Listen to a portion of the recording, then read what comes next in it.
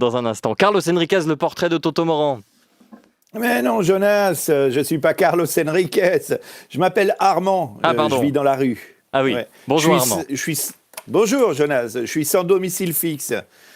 J'ai un peu de mal en ce moment avec le slogan « Restez chez vous ». Du coup. Et oui. Carlos, lui, il était confiné depuis 3 semaines avec femme et enfants 24 heures sur 24. C'est peut-être aussi ton cas, Toto Morand.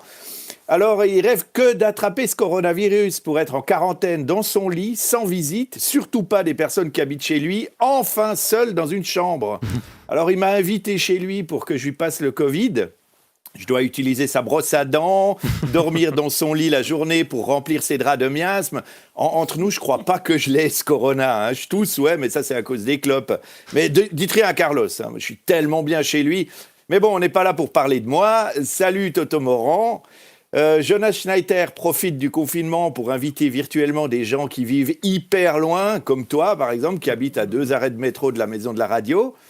Alors, Morand, pour moi, ça évoque plutôt des bouteilles de gnôle que des baskets, parce que je ressomme évidemment beaucoup plus.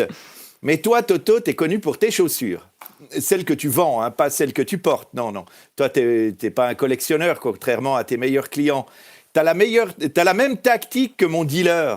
Tu rends les autres addicts à ta marchandise, mais t'en abuses pas personnellement.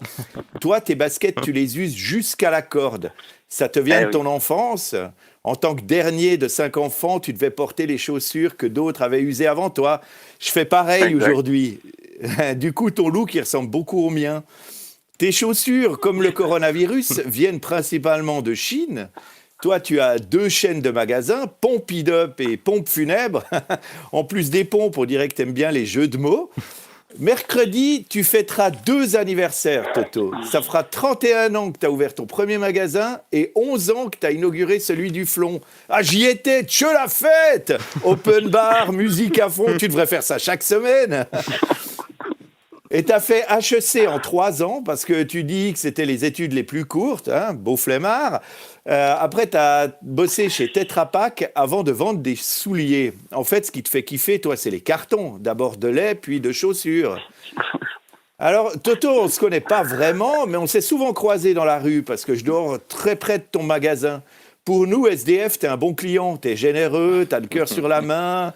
Un jour, t'es passé devant moi pendant que je fredonnais du Bob Marley, ton chanteur préféré. Let's get together and feel... Tu m'as filé du blé pour que je me taise. Il paraît que tu soutiens uniquement des artistes de qualité. Et ça, c'est Carlos Enriquez qui me l'a dit. Bon, mais ces jours, on se voit plus, hein, vu que ton magasin est fermé.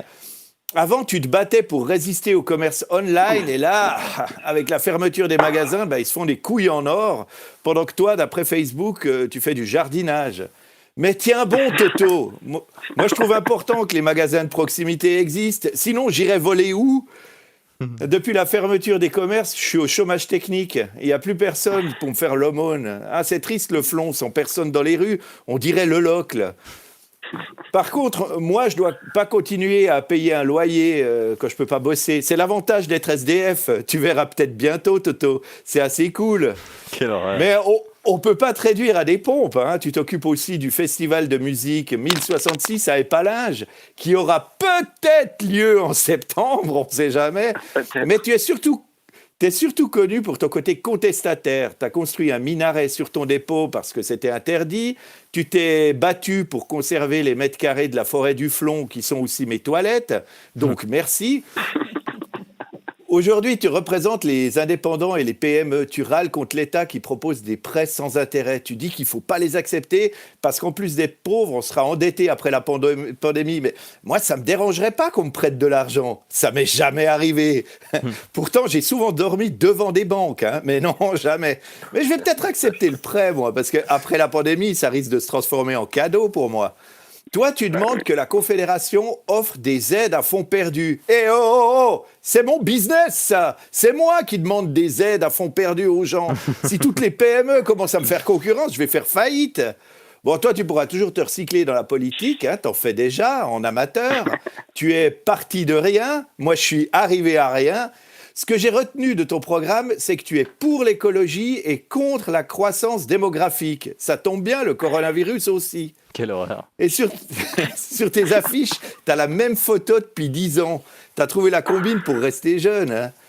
Toto, tu dis que tu aimes bien rire. Tu dis même que c'est essentiel dans ta vie. Je me réjouis de t'entendre de nouveau te marrer quand le virus sera plus qu'un vieux souvenir. Merci, Carlos Enriquez.